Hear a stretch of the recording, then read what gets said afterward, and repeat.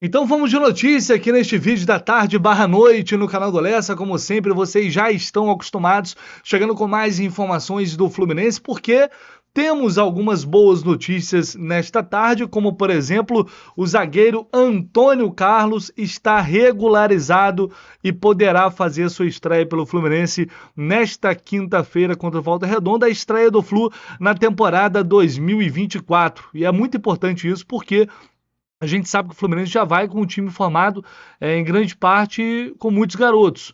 Então, a experiência do Antônio Carlos, principalmente ali na zaga, onde, enfim, se ele não joga, teria que jogar também dois garotos, né, vai ser importante, até para a gente ver um pouco como que ele joga, né, para a gente já ter uma primeira impressão assim desse reforço que foi contratado pelo Flu. Evidente que é uma situação ainda muito de início de temporada, é apenas o primeiro jogo, né, num time que não tem entrosamento, apesar dos treinos ao longo destes últimos dias de pré-temporada.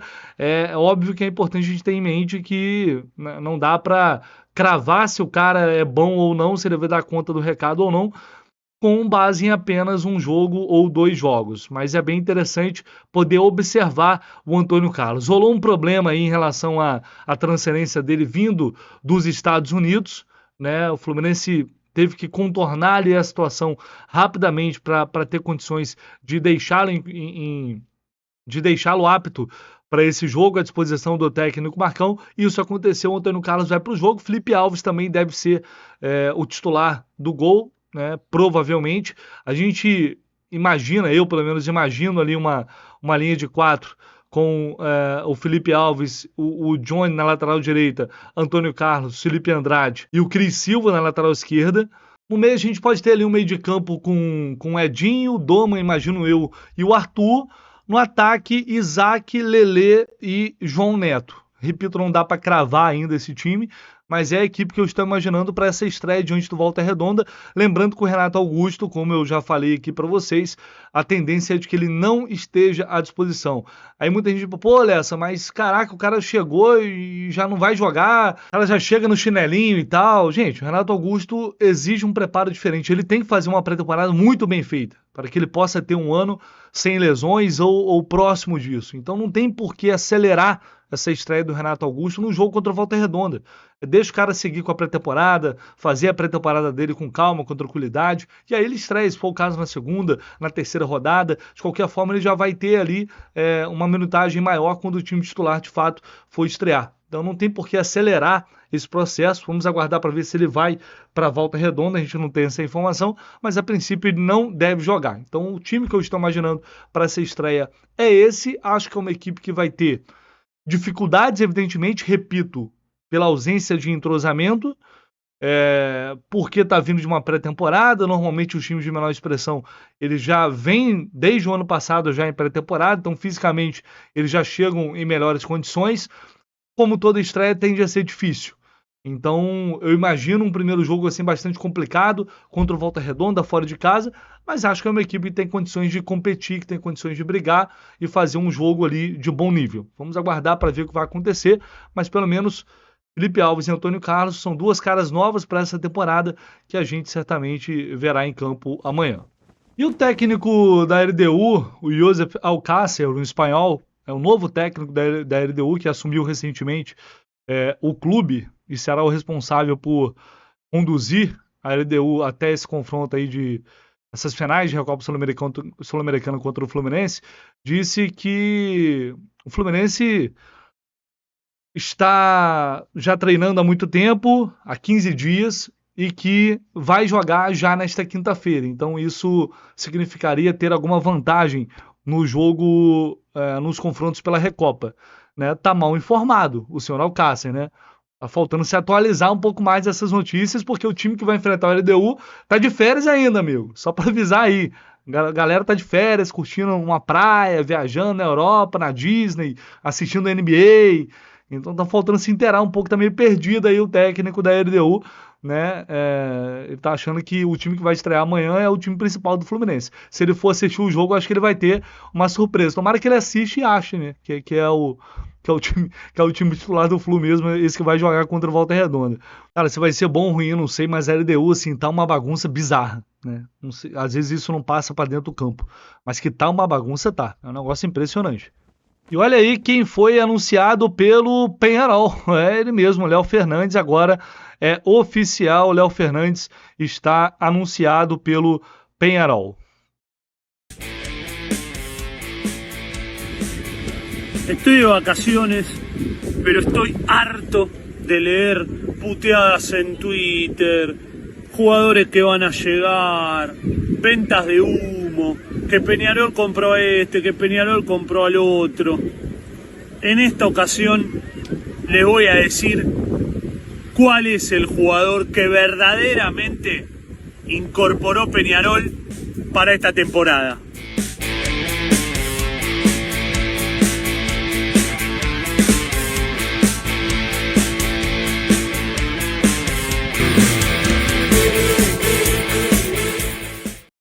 Aí o anúncio do Léo Fernandes, portanto, como reforço do Penharol, que ele possa ter sucesso lá. Não deu certo aqui, infelizmente. Era um jogador que a gente tinha uma expectativa de que pudesse chegar e surpreender e brigar por uma vaga no time titular, né? Quando todo mundo assistiu aqueles lances, né? Os melhores momentos de Léo Fernandes, chute de fora da área, vários gols interessantes, todo mundo se empolgou, né? E era natural que se empolgasse, mas infelizmente não deu certo. Foram 20 jogos, apenas um gol marcado, uma assistência. E é isso, agora ele vai seguir esse novo caminho lá no Penharol. Chega por empréstimo até o meio do ano, se eu não me engano, a princípio. É um jogador que para o Penharol também é caro, não dá para comprar. E ele agora, aqui de fato, ele não teria muitas oportunidades, né? Tá muito claro isso. Sucesso aí ao Léo Fernandes, portanto.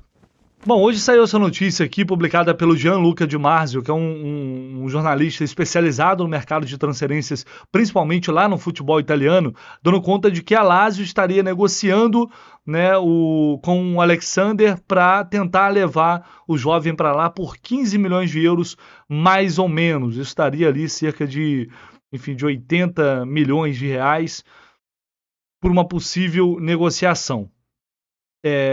Pouco tempo depois, o Marcelo Neves lá no GE falou com o Fluminense e informou que o Fluminense não tem, neste momento, interesse de negociar o Alexander por qualquer valor. Aí vamos lá, eu entendo que por qualquer valor, acho pesado chegar uma proposta, 30 milhões de euros, Alexander. Óbvio, não vai chegar, mas estou brincando, enfim. Se fosse uma proposta mais alta, acho difícil não ser avaliado. Mas a informação é essa, de que o Fluminense não vai negociar o Alexander neste momento, a princípio. Por quê? Eu acho que a diretoria deve estar levando em consideração a possibilidade de perder o André, né? Essa possibilidade existe, se não agora, mais no meio do ano. E é óbvio que se o André sai, o Alexander automaticamente passaria a ser um jogador muito importante ali, para quem sabe entrar até no time titular. Então creio que está sendo levado em consideração isso. Ele está disputando o pré-olímpico, tem Olimpíada.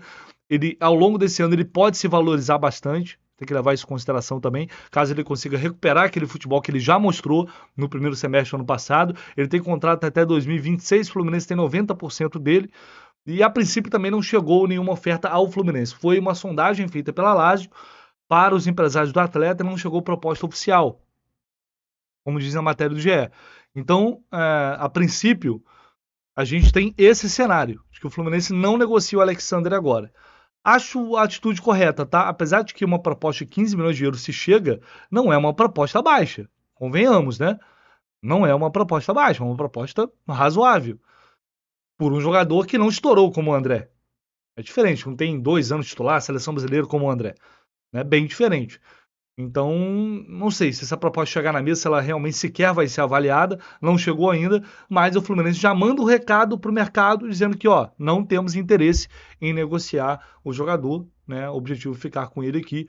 Repito, provavelmente imagino eu, pensando no desenvolvimento dele, numa possível valorização e também na possibilidade de perder o André. Para mim, uma atitude correta, pensando em elenco, pensando em conquistar coisas grandes em 2024. Para a gente fechar aqui, o Fluminense acertou a renovação do jovem Davi, o zagueiro de 21 anos, tinha contrato somente até o final deste ano, agora vai ter um novo vínculo aí até 2025, ele tem multa rescisória aí acima de 260 milhões de reais para o mercado do exterior.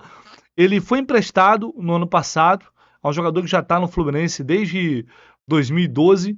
Ano passado ele foi emprestado para disputar o Campeonato Carioca pelo Bangu, assim como outros jogadores, mas acabou tendo uma lesão muito séria no joelho e aí, enfim, ele acabou não tendo sequência ao longo da temporada. Apesar disso, ele tem uma avaliação muito positiva internamente lá em Xerém.